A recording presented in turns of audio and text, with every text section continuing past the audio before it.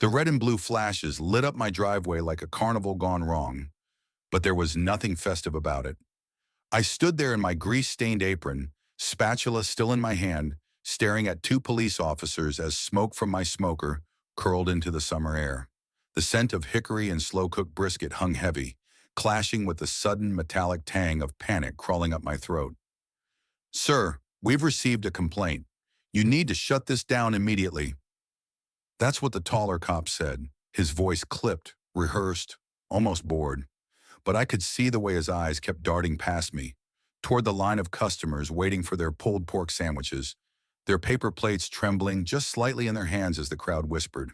Behind the officers, leaning against the hood of his shiny black SUV, was the man responsible, our HOA president, Jason. 30 years old, slick hair, pressed polo shirt with the HOA logo embroidered like he wore it to bed. His lips curled in the faintest smirk, arms folded, watching like he was about to enjoy a show. The heat of the smoker burned against my back. The weight of 60 years pressed heavily on my chest. This BBQ spot wasn't just food, it was survival. It was my late wife's recipe, my retirement plan, my dignity wrapped in butcher paper. And this kid, this smug 30-year-old punk, had called the cops on me as though I were some criminal. "Is there a problem here?" I asked, though my voice came out lower, raspier than I intended. The cop glanced down at his notepad. "Operating an unlicensed business. Complaints of smoke, noise, and traffic. Sir, you'll need to shut this down until you resolve it with your homeowners association." The crowd shifted uneasily. Someone muttered, "This is ridiculous." But no one stepped forward. No one wanted to get involved when Jason was watching. Jason pushed off his SUV and strolled closer, his cologne cutting through the smoky air. He didn't address me. He addressed the officers, loud enough for everyone to hear. "You see, gentlemen, this is exactly why rules exist. We can't just have people turning their front yards into greasy roadside stands. This neighborhood has standards." Standards. That word burned hotter than my smoker. I tightened my grip on the spatula, not because I'd use it, but because my hands were shaking and I needed something solid. My wife and I had moved here for peace, for community. She'd picked this house for the big yard where she dreamed we'd host family cookouts. She'd passed away before she could see it filled with neighbors and laughter. And now, when I finally built something worth sharing, this young HOA tyrant wanted to rip it away. The shorter cop shifted, uncomfortable. "Sir, we don't want trouble. Just pack it up for today." The customers began to disperse, muttering and throwing their trash away half-heartedly, leaving unfinished meals behind. My smoker hissed as I closed the lid, shutting in the ribs I'd spent hours perfecting. Smoke curled out like a dying breath. Jason's smirk widened. He leaned closer, lowering his voice just enough that only I and the officers heard. "See? This is what happens when you break the rules. You're done here, old man. Pack it up for good." For a second, everything inside me froze. The sweat on my forehead turned cold. My heartbeat echoed in my ears, not from fear, but from rage. I looked at the officers, then at Jason, then back at my quieting smoker. And in that suspended moment, I felt something shift inside me. I wasn't just being told to shut down a grill. I was being erased. My wife's recipes, my livelihood, my pride. But here's the thing, Jason didn't know. I had been underestimating my entire life, and I had no intention of letting him win. So I took off my apron, folded it carefully, and met Jason's smug little grin with a steady stare. "If you think this is over," I said, my voice steady now, "you're dead wrong." And that's when the idea of fighting back first sparked, right there, in the smoke and flashing lights of my own driveway. My name is Frank. I'm 60 years old, and I've spent most of my life standing over a grill.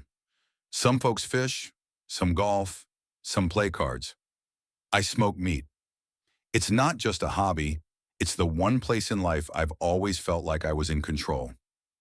The fire obeyed me. The meat softened for me. The flavor, that was mine to perfect. And when my wife Elaine was alive, she used to joke that smoke was my cologne. Elaine was the one who convinced me to move into this neighborhood 10 years ago. "It's peaceful here," she said. "We can finally enjoy retirement without worrying about crime or noisy streets." She loved the white picket fences, the trimmed lawns, the neat sidewalks where kids could ride bikes without danger. I'll admit, the idea of paying fees to a homeowners association rubbed me the wrong way from the start, but she was happy here. So I said yes. After she passed 3 years ago, that house felt emptier than I thought a home could. The silence was a weight pressing in from all sides. I'd wake up to make 2 cups of coffee out of habit, then pour one down the sink. It was cooking that kept me alive, and little by little neighbors started asking for my food. At first it was just sharing brisket at block parties. Then someone slipped a 20 into my hand for a tray of pulled pork. Before long, word spread. People wanted more. So I started small. A smoker in the driveway, a chalkboard with the menu leaning against the mailbox, pulled pork sandwiches, ribs, smoked chicken. Nothing fancy, just honest food. I didn't call it a business, but it kept me busy. It kept me connected. And truth be told, it kept the bills paid. And that's what Jason hated. Jason Walker, 30 years old, the youngest HOA president our neighborhood had ever had. He'd moved in only a year before running for president, but you'd think he was the king of the subdivision. Slick-backed hair, pressed polo shirts, shoes so polished they gleamed in the sunlight. Always talking about standards and property values. The first time he approached me was 6 months before the cops showed up. I remember it as if it were yesterday. I was pulling ribs off the smoker, steam rising in the cool evening air, when Jason strutted up my driveway with a clipboard in hand. "Frank," he said, smiling too widely, "we need to talk about your operation." "It's just barbecue," I told him, setting a tray of meat down. He shook his head. "It's commerce, and commerce doesn't belong in residential zones. Do you know how this affects property values? The smoke, the cars lined up on weekends, the noise. This is a family neighborhood, not a food court." I laughed, thinking maybe he was joking. But his eyes didn't laugh. He handed me a warning notice from the HOA, unapproved signage, unauthorized business, smoke violation. I crumpled it without reading the fine print. I told him people loved my food and nobody else had complained. That was the first abuse of power and the beginning of our war. Over the next few months, Jason turned my life into a chessboard, and he thought he was always 5 moves ahead. First came the letters, neatly typed, official HOA letterhead, warnings escalating in language. Immediate compliance required. Further violations will incur fines. I stacked them on my kitchen counter, unopened after the first 2.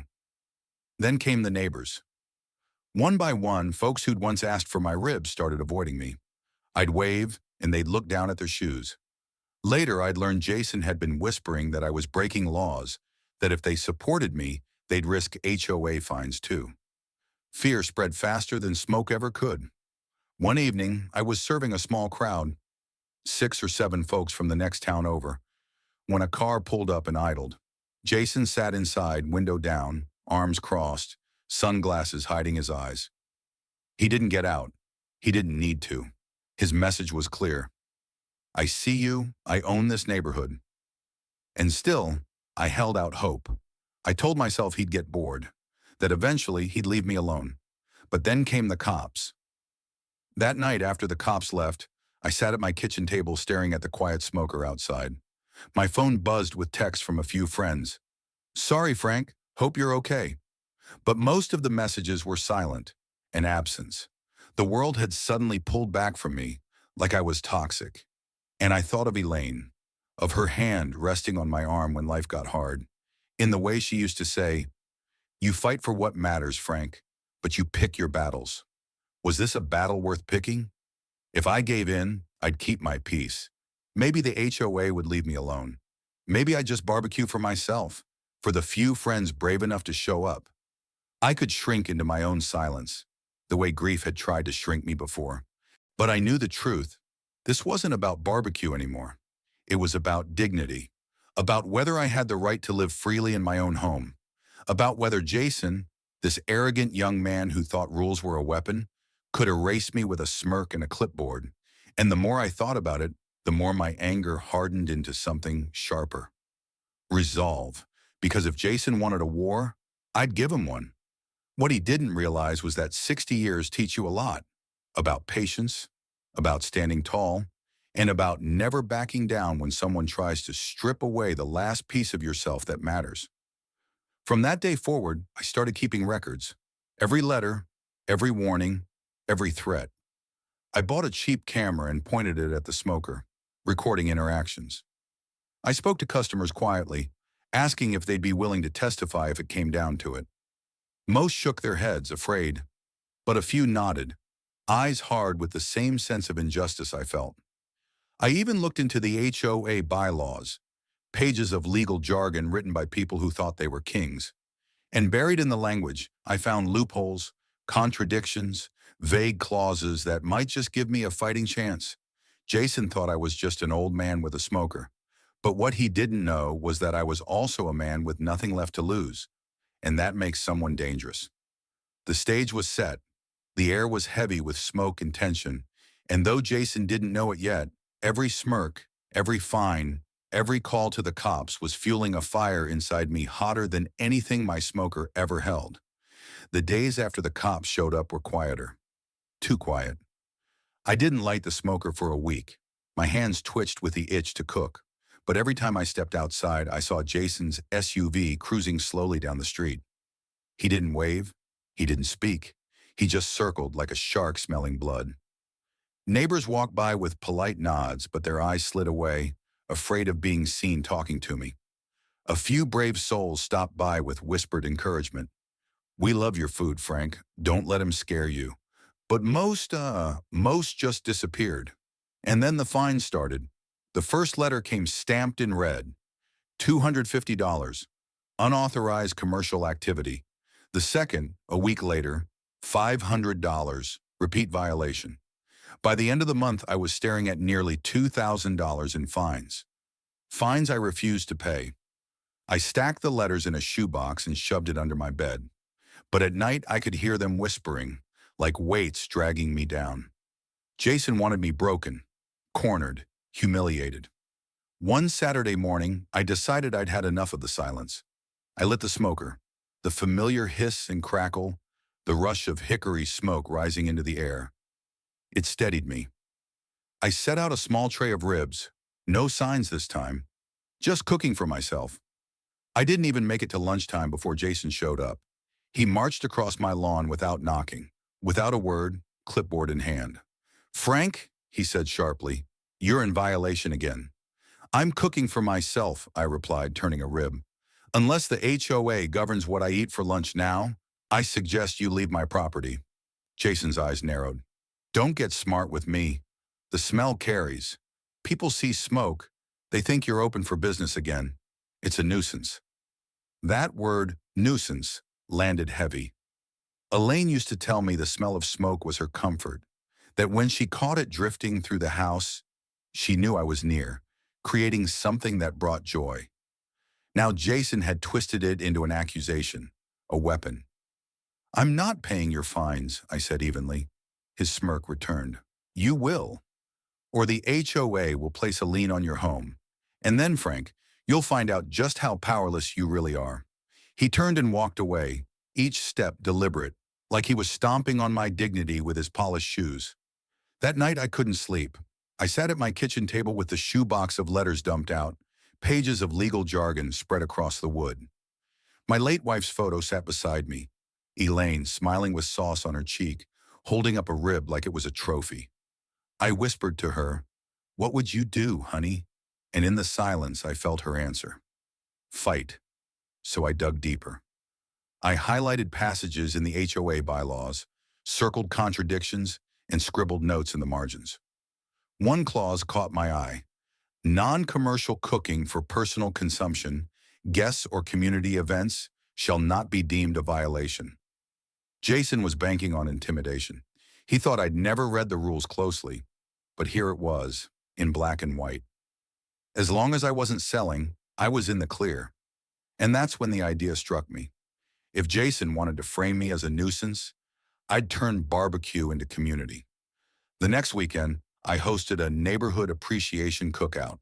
No money, no chalkboard menu, no transactions, just food, free, on me. At first, people were hesitant, glancing nervously over their shoulders. But the smell of ribs, the sight of smoked chicken glistening in the summer sun, was too much to resist. One by one, they gathered. Kids laughed with sauce smeared across their faces. Old Mr. Donnelly told me it was the best meal he'd had in years. And when Jason showed up, clipboard in hand, ready to shut it down, the crowd didn't scatter this time. They stood firm. "It's a community event," I told him calmly, pointing to the bylaw I'd printed and taped to my cooler. "Perfectly within the rules." Jason's face darkened, but with 24 neighbors watching, he couldn't touch me. He stormed off without a word. For the first time, I felt the tide shift. But Jason wasn't done. A week later, I found my smoker tipped over in the driveway, ash and half-cooked ribs scattered across the concrete. At first, I thought it might have been an accident, but then I noticed the screws had been loosened deliberately. Sabotage. I called the police this time, but the officer just shrugged. "No cameras, no witnesses, nothing we can do." Jason's SUV idled across the street while I swept ashes, his smirk reflected in the tinted glass. That night, my resolve hardened. If Jason wanted a fight, he'd get one. But I'd fight smart. I installed cameras around the house. I started documenting every interaction, every letter, every threat.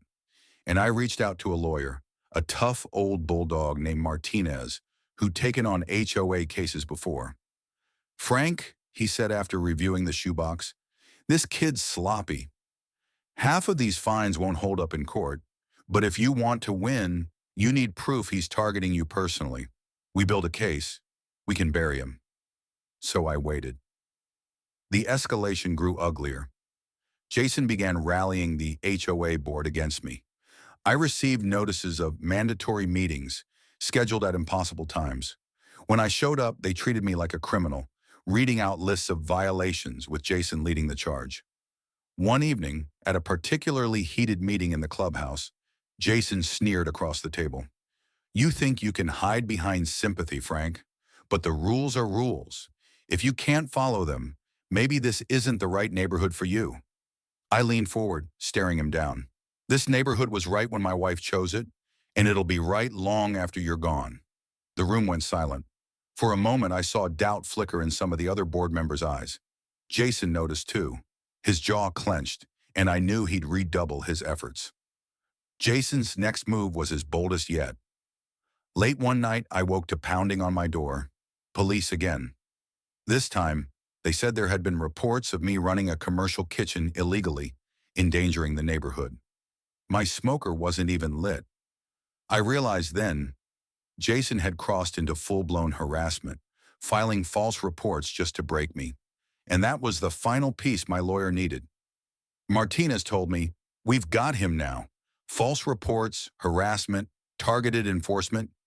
You document this carefully, Frank, and we'll hit him with a lawsuit that'll rattle the entire HOA for the first time in months." I smiled. Jason thought I was just an old man with a smoker, but I was about to show him what happens when you push someone past their limit, because this wasn't just about me anymore. This was about every homeowner Jason had bullied, every person too scared to speak up. I was going to fight for them too. And when the day came to step into that courtroom, I swore to myself, I wouldn't just win. I'd make Jason regret ever underestimating me. The courthouse smelled faintly of old paper and polished wood, the kind of scent that carried the weight of countless lives judged within its walls. I sat at the plaintiff's table, suit jacket stiff on my shoulders, the shoebox of evidence beside me like a trusted ally. My lawyer, Martinez, sat to my left, calm and unreadable, flipping through notes with the confidence of a man who had seen arrogant men crushed before. Across the room, Jason sat flanked by two attorneys in matching suits, expensive, flashy, and all bravado. Jason himself looked different without his HOA polo. He wore a tailored navy suit, but the smirk was still there. Even here, he leaned back in his chair, like this was just another board meeting he'd already won. Neighbors filled the benches behind us. Some I hadn't seen in months. A few offered small nods of encouragement when our eyes met. Others avoided my gaze, afraid of what siding with me might mean. Still, they were here. That mattered. When the judge entered, everyone rose. The gavel struck. And just like that, months of tension hardened into silence. Jason's lawyers went first. They painted me as a rule breaker, a nuisance, a man running an illegal business that threatened the peace and safety of the neighborhood. They waved letters, cited bylaws, and listed fines. Jason sat there with folded hands, eyes flicking toward me every so often, that smug grin tugging at his lips. But then it was our turn. Martinez stood, unhurried, his voice measured and sharp as a knife. Your Honor, this case is not about barbecue. It is about abuse of power. He laid out the timeline, the escalating fines, the intimidation, the false police reports. He slid exhibits across the table, the letters stacked one after another, Jason's signatures at the bottom of each. Then he called witnesses. First was Mrs. Donnelly, the elderly neighbor. She spoke in a trembling voice about how she'd been warned by Jason not to attend my cookouts, told she'd face fines herself if she did. I was scared, she admitted, her eyes downcast. But Frank's food was never a problem. He was never a problem. Then came a young couple who'd been at one of my free community events. They testified that Jason showed up, clipboard in hand, trying to scare people away. It felt like he was targeting Frank personally, the husband said. Jason's attorneys objected, tried to paint it as hearsay, but the judge allowed it. And then came the recordings. I'd set up my cameras not just for protection, but for moments like this. One video showed Jason marching across my lawn, threatening me with liens. Another caught his SUV idling as he watched my smoker, his voice faint but audible as he muttered, I'll shut this down if it's the last thing I do. The final piece was a police report, the one from the night officers who knocked on my door, claiming I was running an unlicensed kitchen at midnight. The officer himself testified, reluctantly, that when they arrived, my smoker wasn't even on. We were acting on a call, he said, a false report. And with that, the courtroom shifted. The smirk faltered on Jason's face. His lawyers shuffled papers, their polished confidence cracking. The judge's eyes narrowed as he flipped through the evidence, lips pressed tight. Then came the moment I'll never forget. Martinez turned to me. Frank, would you like to say something? I rose slowly, my knees stiff, heart hammering in my chest. I looked at the judge, then at the room full of neighbors, then finally at Jason. I'm not a businessman, I said. I'm a husband who lost his wife, a man who found comfort in cooking, a neighbor who wanted to share that comfort with others. I never asked for trouble, but Jason, I pointed at him, made me into an enemy because he wanted power. He used rules like weapons to twist the community into control. And if he can do this to me, what's stopping him from doing it to anyone else here? The room was silent. I could see neighbors shifting, nodding slightly, the weight of months of intimidation breaking under the truth. Jason's jaw clenched. He leaned forward, finally speaking. This man, he jabbed a finger toward me, his voice rising, has broken rules, ignored authority, and undermined the standards we all agreed to uphold. If we let him win, we invite chaos into our neighborhood. But his voice cracked on the last word. The arrogance that once filled the room now sounded desperate. The judge banged the gavel. Enough! He looked between us, then leaned forward. The evidence is clear. This is not the enforcement of community standards. This is targeted harassment. Jason's face drained of color. The ruling came swiftly and sharply. All fines against me were voided. Jason was found guilty of harassment and abuse of authority. The HOA was ordered to compensate me for damages, legal fees, and emotional distress.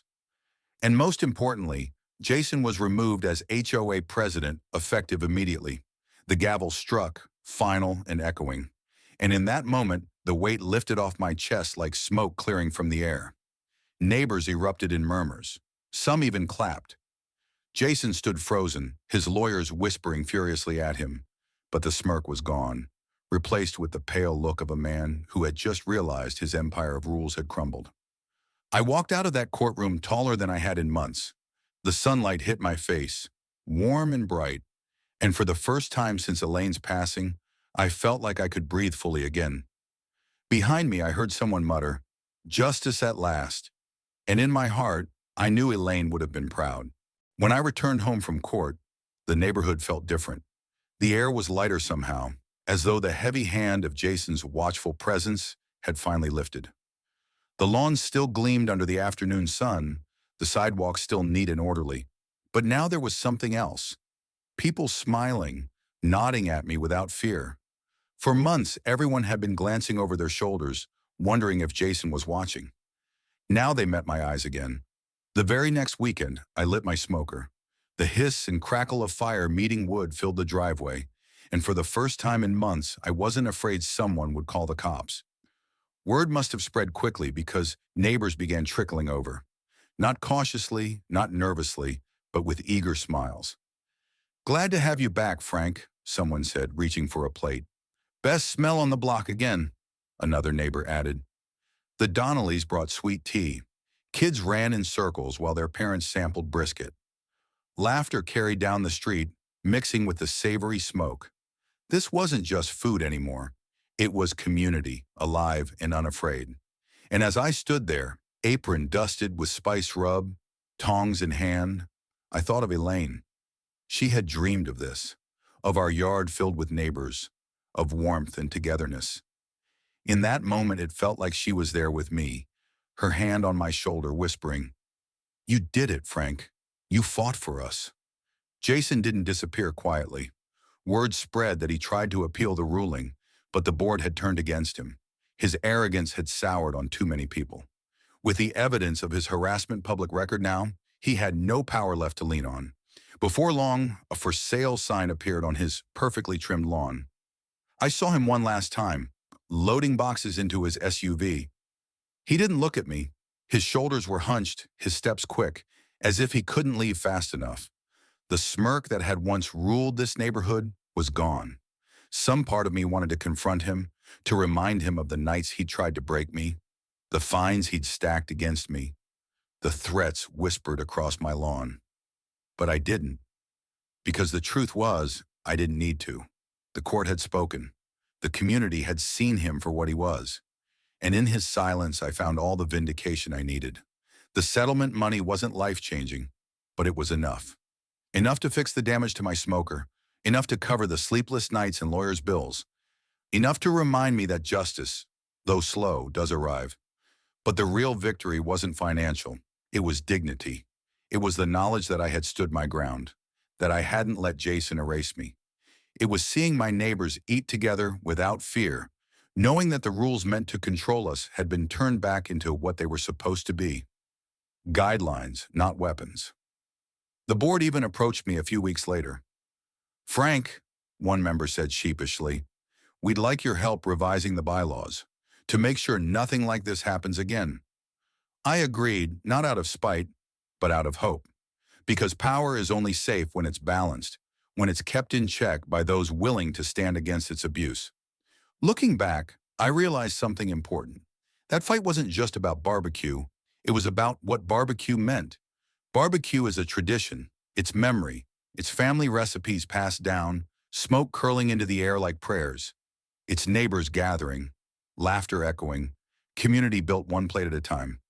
Jason tried to strip that away, to turn it into a violation, a nuisance. But he couldn't. Because you can't find away dignity. You can't police away love. You can't smother the fire of someone who refuses to be silenced. These days, when I light my smoker, I still feel that familiar ache, the absence of Elaine beside me. But it's softened now, wrapped in the comfort of knowing I honored her memory the way she'd want me to, by standing tall, by protecting what we built, by refusing to be bullied into silence. And every time I hand a plate of ribs to a neighbor, I see it in their eyes. Gratitude, relief, joy. Not just for the food, but for the freedom it represents. Because in the end, this story isn't about one man's barbecue stand. It's about every person who's ever been pushed down by someone drunk on power, every voice told to stay quiet, every dream nearly smothered by arrogance. I fought back, and I won. And if my story proves anything, it's this. You don't need to be young or rich or powerful to stand against injustice. You just need to be stubborn enough, brave enough, and patient enough to hold your ground until the truth wins. So now, when the smoke rises from my driveway and neighbors gather with plates in hand, I know the battle was worth every sleepless night, every fine, every glare from Jason's SUV. Because this isn't just barbecue. This is freedom.